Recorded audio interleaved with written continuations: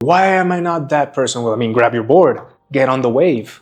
Stop drowning. You're choosing to drown. There's going to be many moments where you're going to see a specific thing that you want, and then a voice is going to start saying, that is not possible, or that's too much, or that costs this much. That's how you destroy your limiting beliefs. You remove them and you send them to the people that they actually belong to, because they're not yours. So you're going to prioritize your mission over society. Don't let the voice of others' opinions drown out your own inner voice. A poor writer is a god in their world. A legendary writer is a slave to their world. Illnesses don't fall from heaven. Catastrophes are built, and you can read them. There's no such thing as luck. Luck equals preparation plus opportunity. It's because people are lazy and they don't want to work, they don't want to prepare. Work on yourself and become the friend of the universe.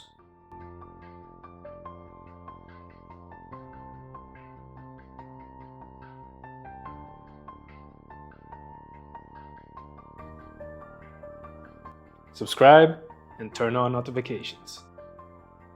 Today we're going to talk about creating your own future. I know that I'm repeating many things over and over again, but why do I do that? Is because repetition is the key. As one of my characters in my book says, if you don't love repetition, then you don't truly wish to learn. That's why I always talk a lot about creating future, because this is one of the things that is affecting our society and people that much, calling the past the new future when really they're just repeating the old outcomes.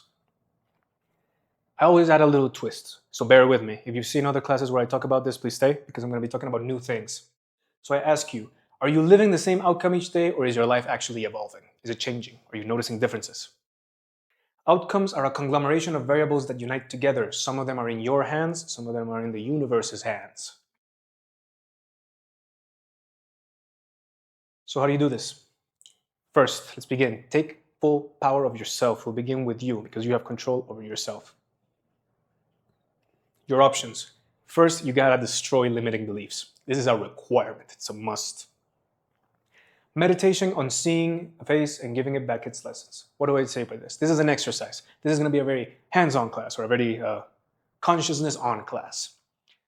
The meditation that I suggest is that you envision, first you're gonna take a deep breath. It could be 15 minutes, try to make the mind stand still. And the key is that you don't need to try. Just breathe, a thought passes by, another thought passes by. Don't fight the thoughts, just let them move. And then once you feel you're calm enough, start visualizing. Use your imagination to visualize the outcome that you want in the future. What do you wish your life to be like? Once that outcome starts giving you a certain emotion, that is kind of the key of the advanced meditation. But if you're beginning, there's going to be many moments where you're going to see a specific thing that you want, and then a voice is going to start saying, that is not possible, or that's too much, or that costs this much. What you're going to do is you're going to isolate that limiting belief. Whatever is said, oh, you can't do that because XYZ reason. You isolate it, and then you start repeating it until you see a face. Because when we're born, as you see as children, we don't really know anything.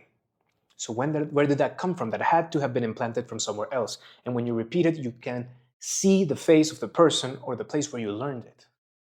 And then what you do is you tell it, this is not mine, this is yours. And you give it back. That's the exercise. Go and do it. That's how you destroy your limiting beliefs. You remove them and you send them to the people that they actually belong to, because they're not yours. You process unfiltered emotions so you can operate for outcomes. I'm going to give you an example. So I got rid of my ego. When I started meditating, slowly started realizing people that have been doing something for many years have the knowledge that other people simply don't. So if I'm treating these people as maybe inherently evil or ignorant, my job as a tree is to help the seed grow. And these are seeds, they're not evil, they're just potential. I'm crushing them, I shouldn't be doing that. I was at one point a seed. That really removed my ego, because then I told myself, well, I'm being very ungrateful to the trees that raised me. It is my job now to take on the mantle, to teach the new seeds. And that really removed my ego, because it made me realize the potential is equal. It's just that we're at different stages. And it is very mean of the ego to do that. It puts things into perspective. Unlocking creativity by eliminating society in your head. Okay, I've talked about this many times, so I'll just gloss over it. No revolutionary thing will look like the present. So you're going to prioritize your mission over society. Don't let the voice of others' opinions drown out your own inner voice. I'm going to give you an example of this. Treating society like a little kid. What do I say by this? When you treat society like a little kid, the example is kids with injections. What do I mean by this? When you treat society like this little kid, have you seen when they go to injections, they cry, they wail, they say it's not going to work, I don't want this. But if you don't give them, you risk that in the future they're going to develop some sort of disease. So what do? You force them and you inject them. It hurts, true, and they cry.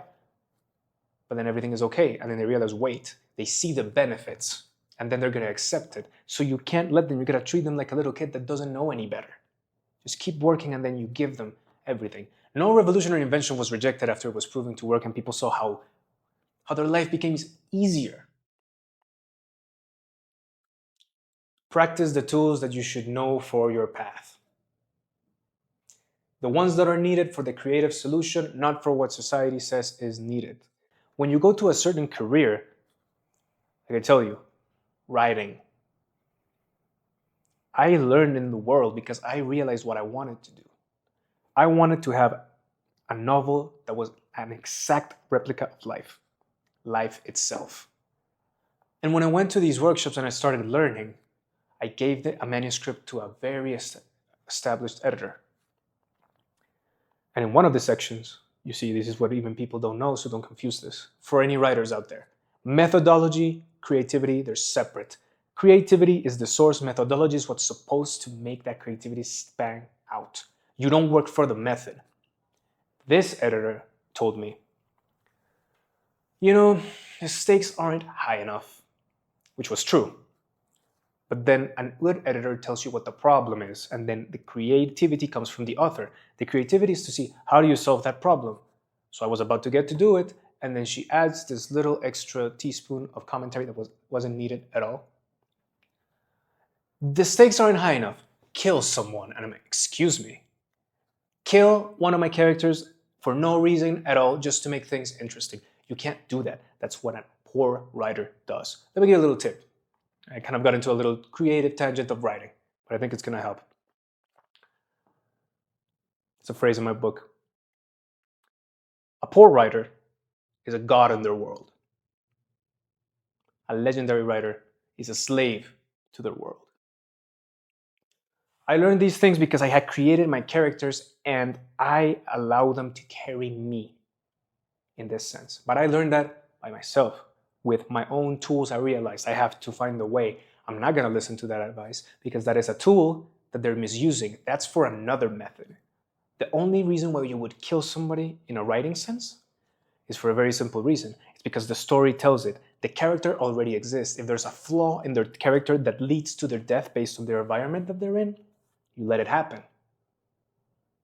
So I didn't take that advice. I used my own tools. And that's something that you got to learn with confidence and experimentation. You're not going to learn it by listening to everybody.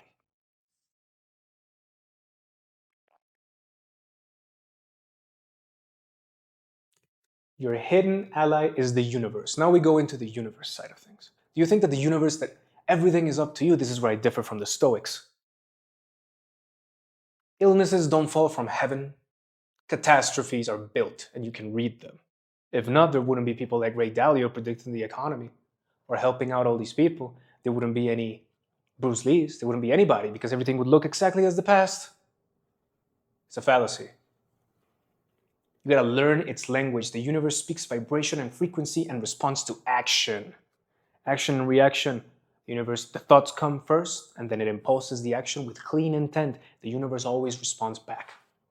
It knows when you don't have right intent. There's a very big difference from a politician helping businesses because he wants the economy to grow because it's his job, and a very different when he helps the businesses to grow so he can claim that it was his group that made the businesses grow. That is very different, and the universe feels that. You can tell because years later you're going to see how each fared off better. It's usually always this side, the one who actually has right intent. Flow. Navigate the oceanic currents. I like to tell about the universe as if it were an ocean. An example. If you don't know how to flow, you're fighting against the change of the universe. It is trying to help you, it's just that you don't understand it, so you think it's barreling you over. Those are the people that drown. But the surfer just surfs the wave because they see the wave coming, so they actually follow it. And they're happy. And you go, why am I not that person? Well, I mean, grab your board, get on the wave. Stop drowning. You're choosing to drown. You gotta flow. You gotta recognize the opportunities, the waves coming in. Solutions, clear chances to act. And problems, clear chances to act with added turmoil. What is the difference? The solutions you can see very clearly.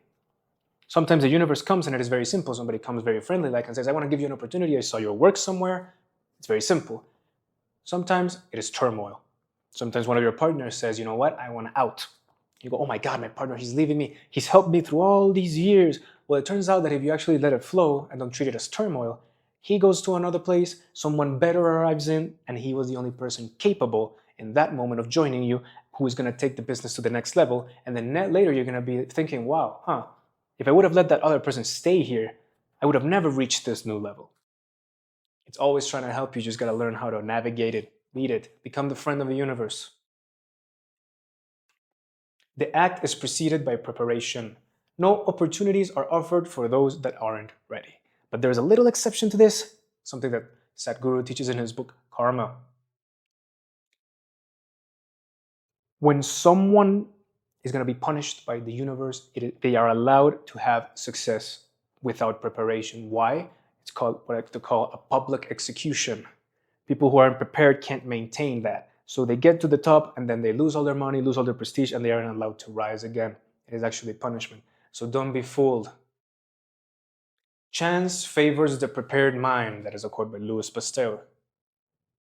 Very simple quote, and it summarizes everything. There's no such thing as luck. Luck equals preparation plus opportunity. Many people have said it many times, so I didn't want to say it, but I think it's necessary. But I let a little caveat just to add something fresh to it. When you are completely prepared in what you want to do and what you want to do in life and what you want to do with your inner self, opportunities will be everywhere and they're always going to be dropping. It is only the scarce mind, the scarcity mind, that tells you that opportunities are limited. And once an opportunity passes you by, you feel that that's it. You're never going to get it. It's a scarcity mind. Abundance always knows there's always opportunities. But when you're prepared, you could literally be anywhere in the world. And if the opportunity shows, because you are prepared, you can take advantage of it. But it's because people are lazy and they don't want to work. They don't want to prepare. Work on yourself and become the friend of the universe. I want to say that. Steve Jobs and the iPhone. It's about what I told you. Now that I said all this, creating the future. We need creators. The example I'm going to give you, the iPhone. Steve Jobs grabbed this from multiple labs that were working on the interface for the computer. He managed to put them all together because he was a visionary. People complained that he wasn't an inventor. But the thing is, nobody was doing it. So he had to do it, creating the future. Nobody's going to want this. It's too bulky. Kept selling. That was the Macintosh. Then he kept developing. They ousted him from his own company. You know what the world needed? It's the balance. They had a very good CEO, but CEOs manage, they don't create. So then he was actually asked to come back, and immediately he started working on the phone. He brought it out in one of his presentations, and it opened society wide. Everybody was going crazy for it because he actually operated on this one principle. Everything that I've talked about here, about creating the future, he recognized the opportunity of what the people needed. He's always been famous for saying, I give people what they don't even know they want. I'm the one who tells them what they want.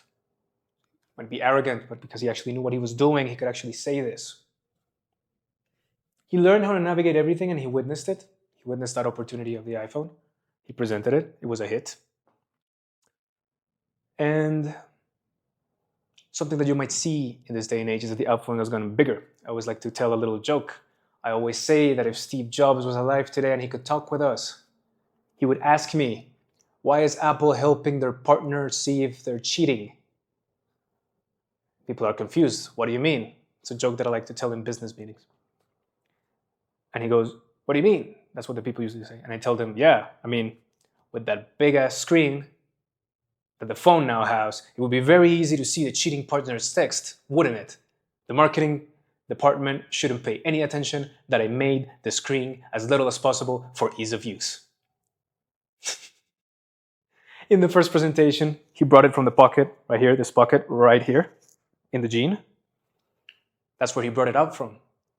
Oh wait, that was the iPod, because it was small. And then with his phone, he brought it from the normal cover, because remember, the cell phones were bulky. That was his magic. He had showmanship, because he made it his own.